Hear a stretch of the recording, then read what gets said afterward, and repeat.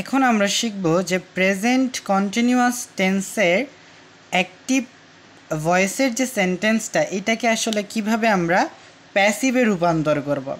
আচ্ছা, present continuous টেন্সের চেনার উপায়গুলো হচ্ছে যে এম এর সাথে অর্থাৎ অক্সিলারি ভার্বের সাথে অক্সিলারি ভার্বের সাথে মেইন ভার্বটা আইএনজি ফর্মে থাকবে।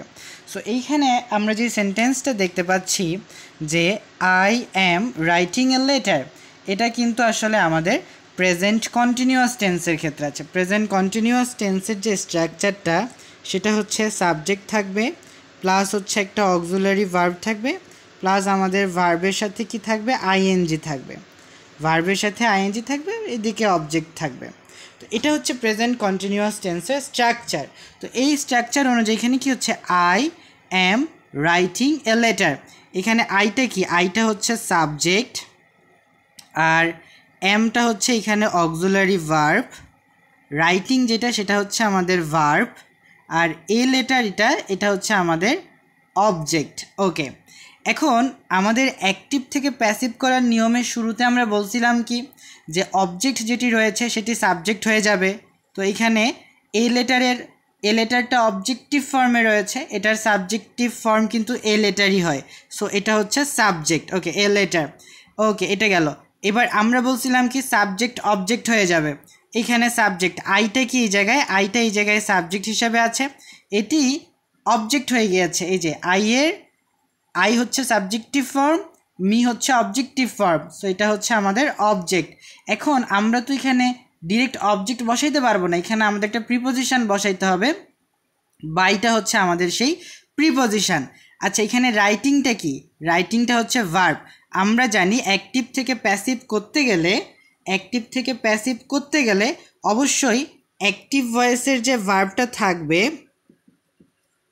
অ্যাক্টিভ ভয়েসের যে ভার্ব থাকবে সেটা প্যাসিভে এসে অবশ্যই ওই ভার্বের কি করতে হবে, পাস্ট পার্টিসিপল ফর্মে নিয়ে আসতে হবে। এই ভার্বটিকে কি করতে হবে, পাস্ট পার্টিসিপল ফর্মে নিয়ে আসতে হবে।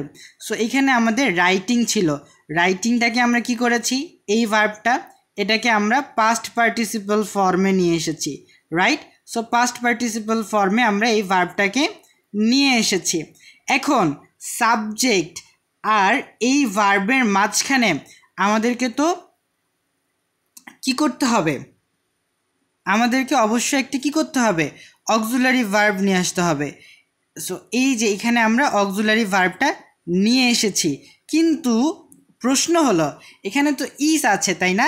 এখন এটা যদি আমরা এইভাবে করি তাহলে এটা তো পূর্বের সেই নিয়মটা হয়ে যাচ্ছে, অর্থাৎ প্রেজেন্ট ইনডিফিনিট টেন্সের মতো হয়ে যাচ্ছে, কিন্তু এটা তো কন্টিনিউয়াস টেন্স, তাই না? এখানে তো একটু পরিবর্তন আনতে হবে। যেমন এখানে আমরা কি করছি, অ্যাম আছে, প্রেজেন্ট ইনডিফিনিট টেন্সে কিন্তু এই জায়গায় অ্যাম ছিল না, তখন কোনো অক্সিলারি ভার্ব ছিল না, কিন্তু এখন যেহেতু আমাদের অক্সিলারি ভার্ব আছে সেহেতু আমরা এখানে একটা অক্সিলারি ভার্ব নিচ্ছি।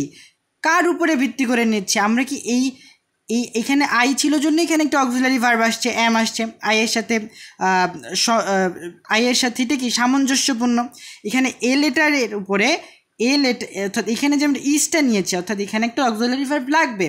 এই অক্সিলারি ভার্বটা কিন্তু আমরা এ লেটারকে দেখে আমরা নিয়েছি, অর্থাৎ আমাদের যে সাবজেক্ট রয়েছে সেই সাবজেক্টের উপর নির্ভর করে আমরা এখানে একটা অক্সিলারি ভার্ব ইস নিয়েছি, কারণ ইসটা এ লেটারের সাথে যায়, এ লেটারের সাথে এম যায় না। যেহেতু এ লেটারের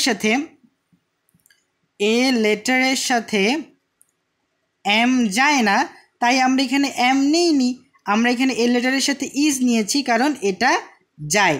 ওকে, কিন্তু এখন প্রশ্ন হচ্ছে এখানে তো এটা তো প্রেজেন্ট কন্টিনিউয়াস টেন্স, এটা তো প্রেজেন্ট ইনডিফিনিট টেন্স না।